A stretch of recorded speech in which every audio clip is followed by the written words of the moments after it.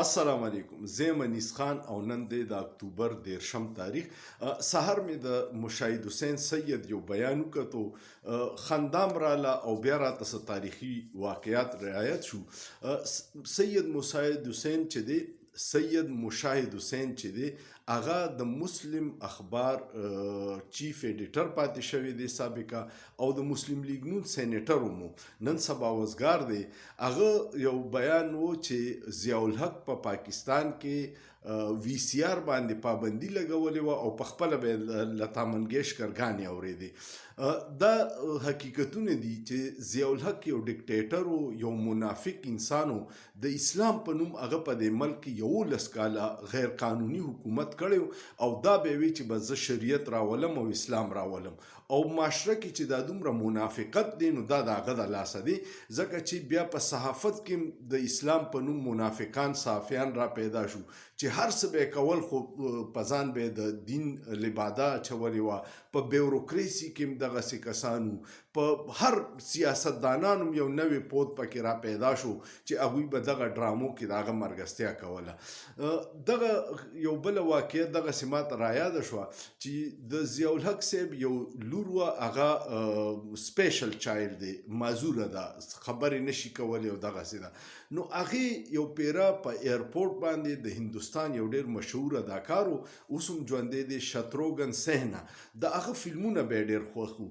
نو هغه سره چې میلاو شوه نو ورته وایي چې انکل زه خو ستا خبرو کې ورته ووایي ترجمان چې دا وایي چې ته زما ډېر فیورټ اداکار یې او زه ستا فلمونه ګورم. ابه بیا د ضیاء الحق فیملی فرینډ و، هندوستان نه به هر وخت راتلو یعنې صدر کې به او دا زین ضیا د ضیاء الحق صاحب د لور نوم و، دا به هم تلا. اوس د هغه شتروګن سینها د لور واده و نو هغې له زین ضیا خصوصي طور هندوستان ته تللې وه.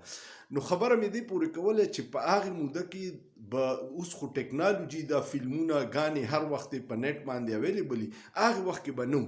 هغې وخت کې به دا شیزونه په یو کیسټ کې و، او کیسټ چې به کم اکویپمنټ چلو هغې ته به وی سی آر وي، ویډیو کیسټ ریکارډر.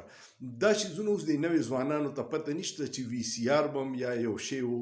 نو هغه فلمونه به عام نه میلاوېده ځکه چې ضیاء الحق په وی سی آر باندې او د هندوستان په فلمونو باندې پابندي لګولې وه، خو په خپله په ایوان صدر کې به د هغه فیملی وی سی آر هم استعمالو او د هندوستان فلمونه به هم کتل.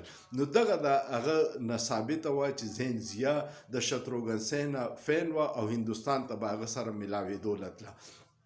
نن چې دا د خبره وکړه د مشاهد حسین چې د ضیاء الحق په دور کې په وی سی آر پابندي و، په خپله به د لتا منګیشکر ګانې اورېدې.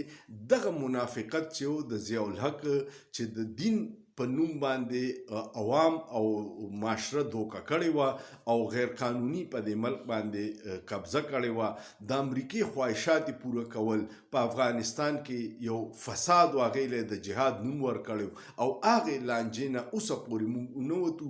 دغه مجاهدین چې بیا شکلونه بدلي، کله طالبان شي، کله داعش شي، کله خراسان شي، دا ټول اولنې نرسري چې وه نو دا جنرال ضیا جوړه کړې وه.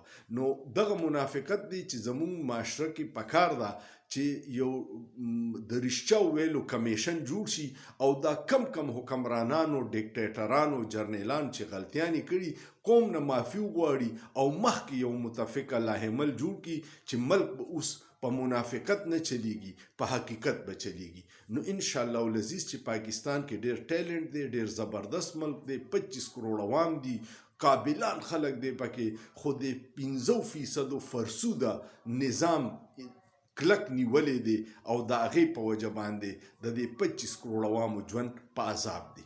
امید لرم چې په ویډیو به مو پوه شوې. ویډیو که مو خوښه شوه کمنټ وکړئ، لایک یې کړئ، شیر یې کړئ او سوچ پې وکړئ، په سوچ کې څه ګناه نشته.